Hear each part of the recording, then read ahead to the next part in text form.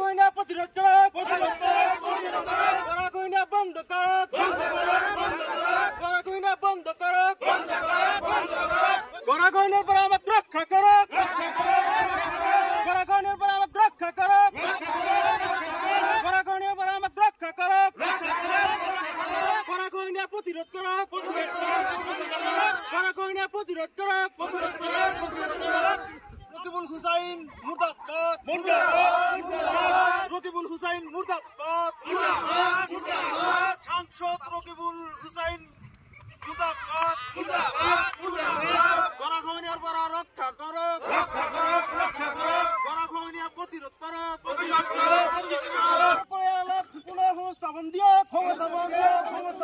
ক্ষতিগ্রস্ত পরিয়ালক পুনঃসংস্থাপন দিয়ক সাংসদ রকিবুল হুসাইন মুর্দাবাদ সাংসদ রকিবুল হুসাইন মুর্দাবাদ সাংসদ রকিবুল হুসাইন গো ব্যাক সাংসদ রকিবুল হুসাইন হাই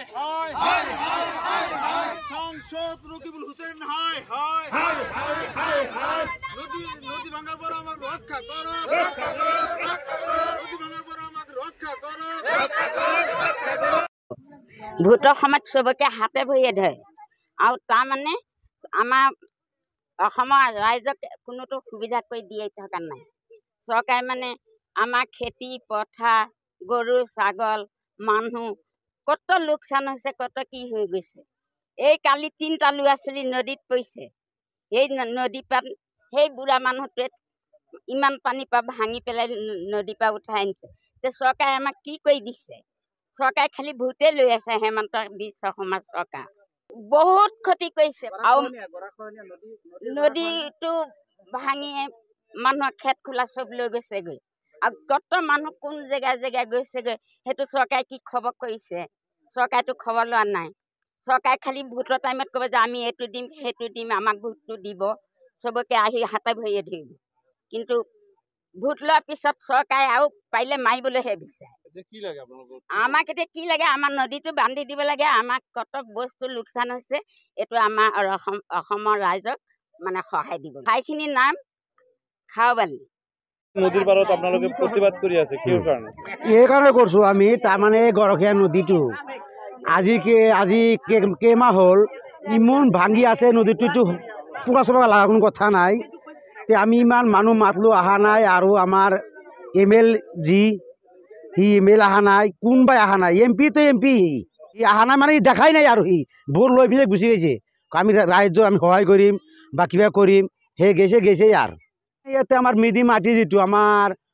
19 বিঘা আমাৰ নিজা মাটি হয় মেদি মাটি সব গৰখীয়ানত লৈ গৈছে এতিয়া আমাৰ কোনো কৰবা লগা কথাই নাই আৰু চৰকাৰে এটাই কথা আমাৰ আবদাৰ যে আপুনি গৰখীয়া নদীটো আপনি যেনেকৈ পাৰে আমাক অলপ সহযোগিতা কৰিব আৰ কি কাৰণ আহি আমি ৰাইজ সব মিলি প্ৰজাত কৰলো আৰ নদী পাৰ গৰাখহনীয়া তো আজি মেক্সিমাম আজিৰ দিনত কিমান যে ভাঙিছে মানে সেইখিনি আৰু ক'ব নোৱাৰি এটাত মানে চাপৰাত মানে কমচে কম আধা বিঘা মাটি যাই আছে এনেকৈ যাই মোটামুটি খাৰবালি গাঁওখন শেষ কৰি পেলালে মুঠতে 40-45 ঘৰ মানুহ একদম ডাইৰেক্ট উঠাই লৈ গৈছে সিহঁতৰ আধা মানুহ মানে এই তাম্বু কৰি ক'তবা আছে আৰু কিছুমান মানুহ মানে জাগাত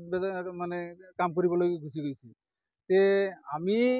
এনেকুৱা পৰিস্থিতি যে হৈছোঁ এইখিনি মোকাবিলা কৰাৰ কাৰণে আমি যে MP বনাই দিছোঁ সেই MP জনে একদম কোম্পানীত যাই মানে আছে আমাৰ এই খাৰবালি গাঁওখনত কোনো ধৰণৰ খবৰ লোৱা নাই তে আমি বৰ দুখিত তেওঁক যে ভাৰতবৰ্ষৰ ভিতৰত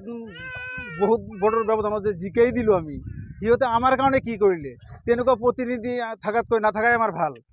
তে আমাৰ ইয়াতে যিবিলাক মানে ক্ষতি হৈ আছে এই ক্ষতিৰ আৰু সীমা নাই মোটামুটি হাজাৰ বিঘা মাটি ভাঙি লৈ গৈছে তাৰ পাছত ঘৰবাৰীটো লৈছে বানপানীৰ সময়ত যদি এনেকুৱা গৰাখহনীয়া হৈ থাকে কি কৰিব আপোনালোকে এনেকুৱা পৰিস্থিতি হৈ থাকিলে আমাৰ আৰু উপায় নাই খাৰবালি মানুহ মানে নিশ্চিন্ন হৈ যাব যি মোটামুটি 50 ঘৰ মানুহ এতিয়ালৈকে আছে মানে সেইখিনি একদম শেষ হৈ যাব নাথাকে আৰু তে চৰকাৰক আহ্বান জনাইছোঁ সিহঁতে যদি আমাক এই পানী অহাৰ আগে কামখিনি কৰি দিয়ে আমাৰ খাৰবালি গাঁওখনৰ কাৰণে অলপ ভাল হ'ব বাহৰ পাৰ্কত যে দেখা গৈছে কামত আহিছে নেকি কিবা বাহৰ যি কাম কৰিছে সেই কামত 1% কাম অহা নাই সেই বাহৰ কামত আৰু ভাঙি যাই আছে আমি বিভাগীয়ভাৱে বহুত আহ্বান জনাই আছোঁ বিভাগীয় কৰ্তৃপক্ষক যে আপোনালোকে 2-4টামান পাৰ্ক পেলাই দিয়ক, দিলে আমাৰ কামখিনি ভাল হ'ব। কিন্তু সিহঁতে কাণসাৰ কৰা নাই। আমাৰ বিধায়ক মহোদয় ইয়াতে আহিছিল, তেওঁ কৈ আছে, ফোনেৰ যোগেদিও আমি কৈছোঁ, সি ফোনেৰ যোগেদিও আমাৰ সন্মুখতে ইঞ্জিনিয়াৰ ADO